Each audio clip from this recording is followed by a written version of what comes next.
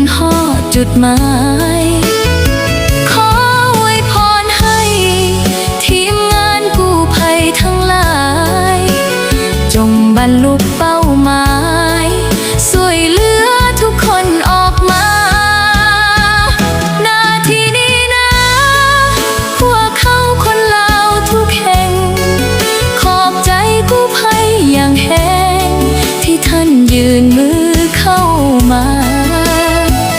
ท่านยอมลำบากนอนกลางดินกินข้าวกลางป่าน้ำฝนไหลปนน้ำตาคิดมากกับน้ำตาไหลเฮาอยากขอบใจไปยังคนที่สบายดีพี่น้องสวัสดีค่ะพี่น้องจ้ามื้อนี้มาพบกับซ่องสาวหลาชาแนลอีกแล้วเด้อมาพบกับพ่อกับสลาอยู่เฮือนเด้อพี่น้องสบายดีตอน3 ทุ่มกว่าเนาะหลังจากสีหยวกคนน้อยนอนแล้วแม่ออกมานั่งถ่ายคลิปอยู่ด้านนอกเนาะพี่น้องสลากามน้ำอาบในมาทีเรียบร้อยแล้วเตรียมตัวสินอนเนาะตอนนี้ก็ฝนสิตกพี่น้องจ้าฟ้าห้องครึมๆอยู่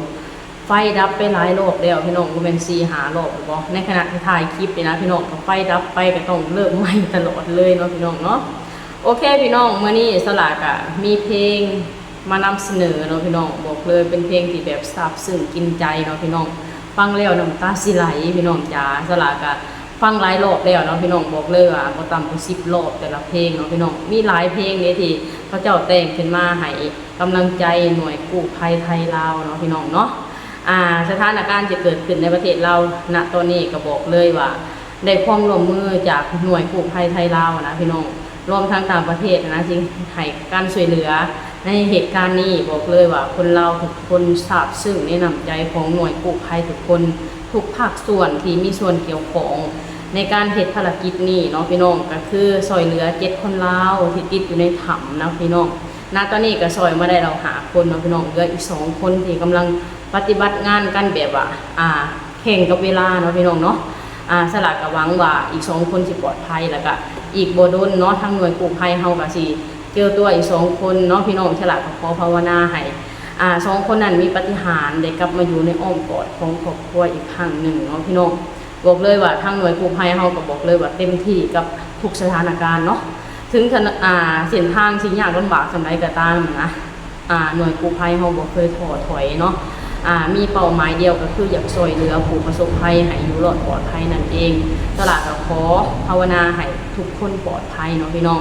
โอเคพี่น้องเดี๋ยวเราไปฟังเพลงกันก่อนเนาะสลากบ่มั่นใจว่ามันสิติดลิขสิทธิ์หรือบ่เนาะถ้าหากว่ามันติดลิขสิทธิ์สลากก็คงต้องลบนะพี่น้องเพราะว่าย่านมันมีผลต่อช่องของสลากเนาะพี่น้องเนาะโอเคพี่น้องก่อนอื่นเบิร์ดสลากก็ต้องขออนุญาตเด้อขออนุญาตนำบทเพลงที่อันซาบซึ้งนี่ให้พี่น้องเบิ่งเนาะสลากบ่มั่นใจว่าเป็นเพลงของฝั่งไทยแต่งหรือว่าฝั่งลาวแต่งนะพี่น้องเพราะว่าเนื้อห้องนี่บอกเลยว่าคล้ายกันซะเหลือเกินในการแบบห้องออกมานะบอกภาษาลาวกับภาษาอีสานนี่คล้ายคือกันเนาะพี่น้องแต่บอกเลยว่าซาบซึ้งกินใจแห้งนะฟังแล้วหนาวขนลุกเนาะพี่น้องเนาะเดี๋ยวเราไปฟังเพลงแรกกันก่อนเนาะสลากก็ชุดที่5แล้วแต่ว่าบ่มีเนาะพี่น้องสลากก็เลยสิให้ฟังอันอยู่ในโทรศัพท์แบบนี้เลยเนาะพี่น้องเนาะเดี๋ยวเราไปฟังกันก่อนเลย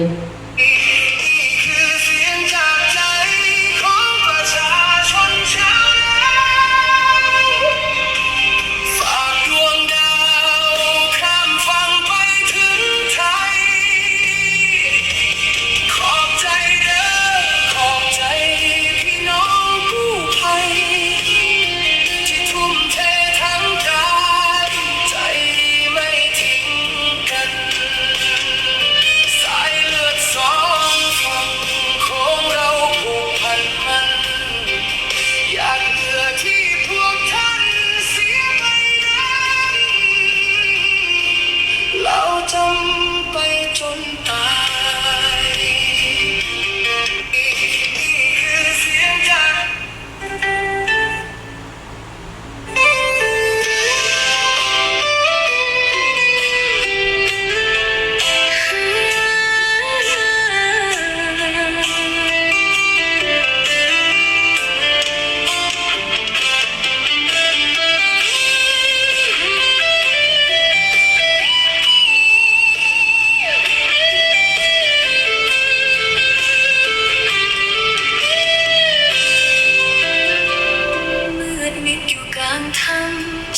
สมบูรณ์ที่เหน็บหนา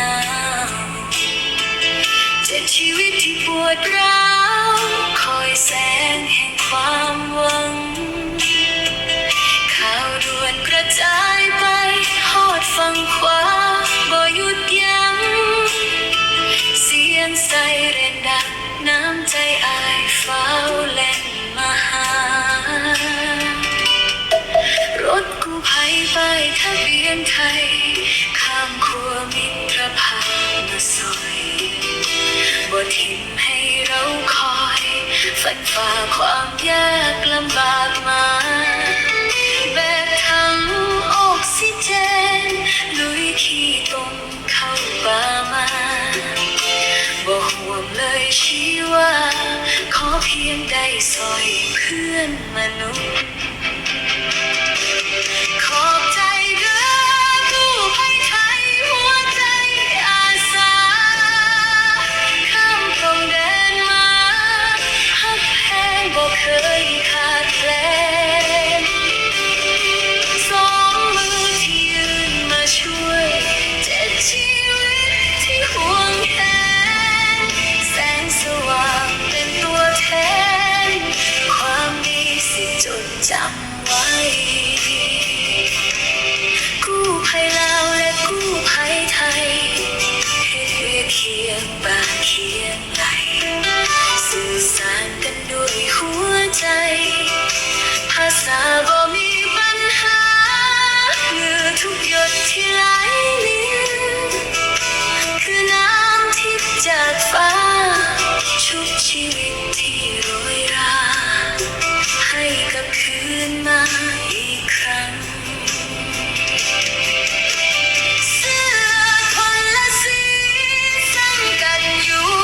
คนละทีมแต่จุดหมายคือรอยยิ้มของคนที่เธอคอยสินิ้วประนมก้มกราบลงบ่หลุดลอย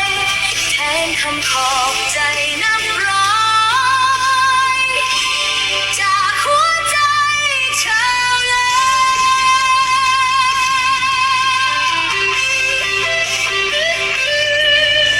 เป็นจังไดพี่น้อง ฟังแล้วแหละคนลุกคือสลาบ่พี่น้องสลาบอกเลยบอกคนลุกนะตอนนี้ซาบซึ้งนะพี่น้องน้ำเสียงก็บอกเลยว่าโอ้ยกินใจซะเหลือเกินเนาะคนที่ห้องนี่ก็บอกเลยน้ำเสียงแบบไพเราะนะพี่น้องห้องสื่อสารออกมาแบบว่าแทนใจคนลาวทั้งประเทศได้เลยเนาะพี่น้องบอกเลยว่าน้ำใจของหน่วยกู้ภัยของคนไทยครั้งนี้ค่ะคนลาวจำไปหอดมือตายเนาะพี่น้องเนาะใส่คำว่าสุดที่ซาบซึ้งสุดที่อยากตอบแทนบุญคุณนะแต่บ่ฮู้ว่าสิตอบแทนจังไดเนาะพี่น้องเนาะก็ได้แต่ใส่คำว่าขอบคุณในน้ำใจของคนไทยที่มีต่อคนลาวเนาะพี่น้องไทยกับลาวเป็นบ้านพี่เมืองนอกเป็นประเทศเดียวที่เฮาสื่อสารกันโดยที่บ่ต้องใส่ล่ามแปลเนาะพี่น้องเวลาเฮาเว้าจากันในรู้เรื่องเฮาเว้าภาษาลาวไปคนไทยฟังเข้าใจคนไทยเว้าภาษาลาวมาบอกเลยว่าคนลาวฟังเข้าใจ 100% เนาะพี่น้องเนาะสละเห็นความสัมพันธ์ไทยลาวเป็นแบบนี้แล้วมีความรู้สึกว่าซาบซึ้งมีความรู้สึกว่ามีความสุขเนาะพี่น้องเห็นแล้วก็อยากให้ความสัมพันธ์ไทยลาวเป็นแบบนี้ตลอดไปเนาะพี่น้องเนาะคืออย่างเหตุการณ์ที่เกิดขึ้นอยู่ในณตอนนี้อยู่ประเทศลาวเนาะพี่น้องคนไทยยื่นมือเข้ามาซอยโดยที่บ่ต้องคิดหยังหลายเนาะพี่น้องแล้วก็อีกหลายๆเหตุการณ์หลายๆสถานการณ์ที่คนไทยยื่นมือเข้ามาช่วยคนลาวเนาะพี่น้องมากมายกายกองเสียเหลือเกินบอกเลยว่าคนลาวทั้งประเทศซาบซึ้งแล้วก็จดจำไปหอดมือตายเนาะพี่น้องเนาะคืออย่างเนื้อเพลงเลยพี่น้องทุกสิ่งทุกอย่างที่ห้องออกมานี่คือแทนใจคนลาวทั้งประเทศเนาะพี่น้องเนาะนี่แหละพี่น้องสลากอยากนำเสนอบทเพลงนี้บอกเลยเป็นบทเพลงที่ซาบซึ้งกินใจแล้วก็ห้องขอบคุณหน่วยกู้ภัยไทยและลาวเนาะพี่น้องรวมทั้งทุกภาคส่วนที่มีส่วนเกี่ยวข้องว่าสิเป็นนักประดาน้ำทางฝั่งเมืองนอกหลายๆประเทศที่ยื่นมือเข้ามาซอยเนาะพี่น้องบอกเลยว่าทุกคนซาบซึ้งเนาะพี่น้องก็ขอภาวนาให้ทุกคนปลอดภัยกับเหตุการณ์นี้เนาะพี่น้องเนาะนี่แหละพี่น้องสำหรับคลิปนี้สละก็สิขอจบคลิปเท่านี้ก่อนเด้อขอให้พี่น้องทุกคนกดไลค์กดแชร์กดติดตามให้สละนี่เด้อสบายดีสวัสดีค่ะ